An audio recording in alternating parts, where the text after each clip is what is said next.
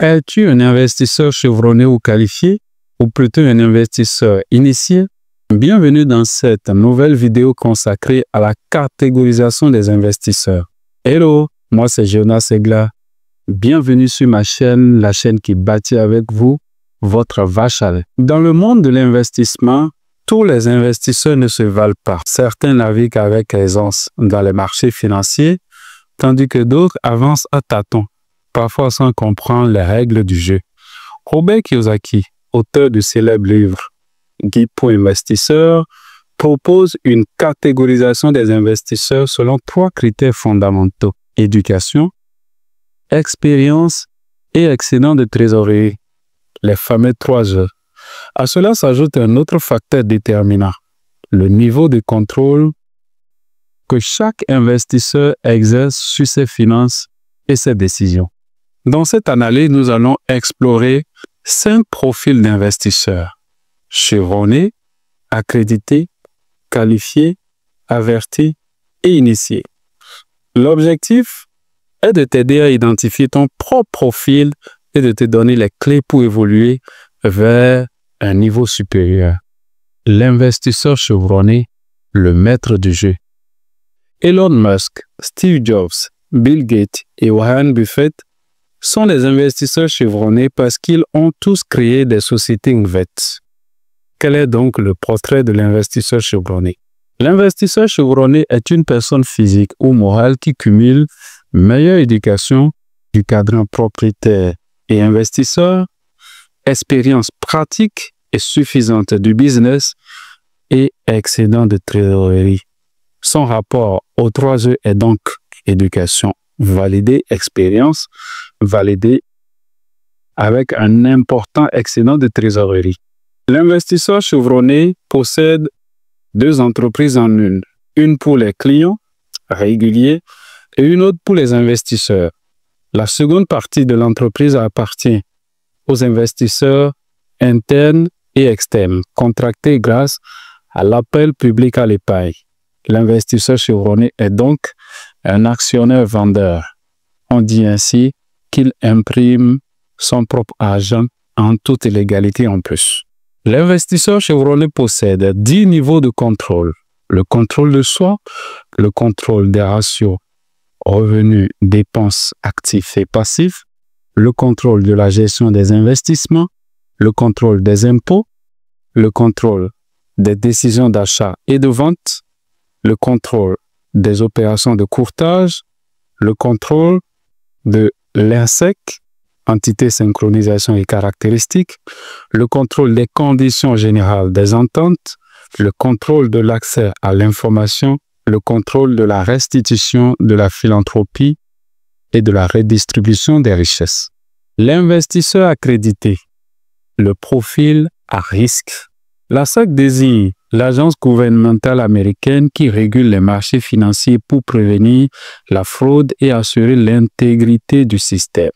Son rôle est de superviser les marchés boursiers et les investissements afin de protéger les investisseurs, de maintenir les marchés équitables et de faciliter la découverte de capitaux. La SEC reconnaît comme investisseur accrédité une personne dont le revenu annuel est de 200 000 $ en tant que célibataire ou 300 000 $ en tant que couple. Voici le rapport de l'investisseur accrédité aux 3 E. Éducation non validée, il n'a pas d'éducation financière. Expérience, il n'a pas d'expérience entrepreneuriale non plus, mais avec un excédent de trésorerie incertain.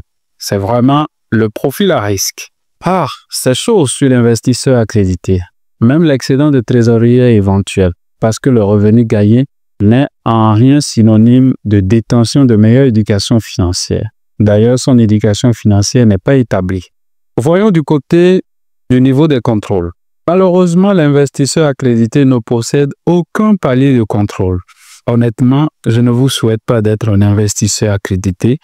Il y a beaucoup de personnes qui l'ont déjà été. Moi-même, je l'ai été au départ, à mes débuts dans le business, et j'en ai fait les frais. Même avec un excédent de trésorerie, l'investisseur lui-même est déjà un risque pour ses propres finances.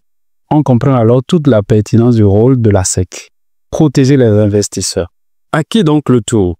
L'investisseur qualifié ou le théoricien ambitieux? Le développement du web a suscité la création de l'industrie du coaching. Beaucoup d'infopreneurs s'arrogent le type de mentor sans expérience malheureusement. Approximativement, l'investisseur qualifié est l'archétype du formateur sans expérience crédible et fiable. Examinons à présent son rapport aux 3 E. Est-ce qu'il a d'éducation financière? Oui. Est-ce qu'il a d'expérience? Non.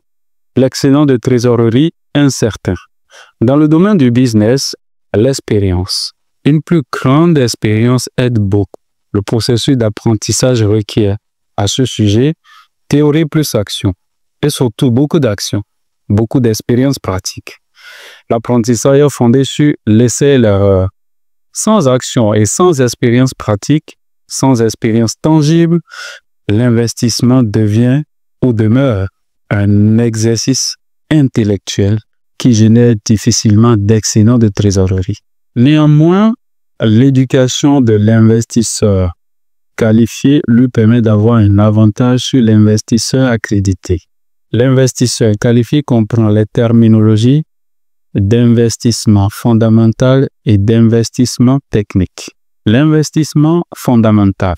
Ce type d'investissement procède par analyse des états financiers. Et l'investisseur fondamental comprend qu'il faut examiner les perspectives économiques globales, le secteur d'activité de l'entreprise dans laquelle il veut investir. Il cherche également à comprendre les tendances du marché de la dite entreprise ainsi que les fluctuations des taux d'intérêt. L'investissement technique. L'investisseur technique connaît les facteurs importants de l'investissement, c'est-à-dire les variations des coûts d'une action, la prise en compte de l'offre et de la demande quand on parle des questions d'investissement. Quels sont les paliers de contrôle de notre cher ami investisseur qualifié? Bonne question, n'est-ce pas? En tout cas, mieux que l'investisseur accrédité, il a 3 niveaux de contrôle. Le contrôle de soi, le contrôle des ratios revenus-dépenses et actifs-passifs. 3e et dernier élément, le contrôle des décisions d'achat et de vente. En définitive, l'investisseur qualifié dispose de 3 niveaux de contrôle, ce qui le place au-dessus de l'investisseur accrédité, mais encore loin du sommet. L'investisseur averti ou le stratège éclairé. L'investisseur averti répond: je suis une personne qui, en plus des connaissances que détient l'investisseur qualifié, connaît les lois fiscales, les lois sur les sociétés et les lois sur les valeurs mobilières. Le rapport de l'investisseur averti aux 3 E est nettement intéressant. Il a une bonne éducation financière, il a de l'expérience tangible et puis il a également un bon excédent de trésorerie. Il possède suffisamment de connaissances et d'expérience pour évaluer les avantages et les risques reliés à un projet d'investissement. L'investisseur averti possède 6 niveaux de contrôle que sont le contrôle de soi, le contrôle des ratios, revenus-dépenses et actifs passifs, le contrôle des impôts, le contrôle des décisions d'achat et de vente, le contrôle des opérations de courtage, ainsi que le contrôle de l'ESC, entité, synchronisation et caractéristiques. En quoi est-il différent de l'investisseur initié? Lui, l'investisseur averti. L'investisseur initié, le gardien des secrets. L'expérience, voilà le maître en toutes choses. C'est ce que disait Jules César, voilà 20 siècles. Et c'est l'une des choses qui distingue l'investisseur qualifié et l'investisseur initié. Mieux, Google nous propose une excellente approche de la notion. Pour Google, en effet, un investisseur initié est une personne qui détient des informations privilégiées sur une entreprise, souvent en raison de son rôle au sein de celle-ci.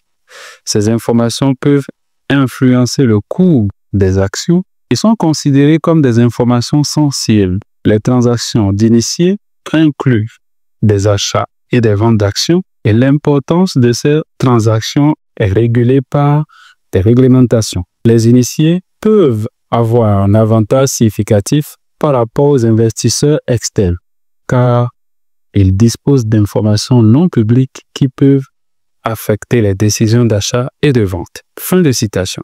L'investisseur initié est donc une personne qui exerce un contrôle de gestion dans une entreprise dont il détient des informations privilégiées et, en principe, inaccessibles au grand public.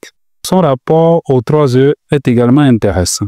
Éducation validée, il possède une bonne éducation financière, il a de l'information ou de l'éducation sur le monde de l'investissement, il a d'expérience, il a d'excellence de trésorerie.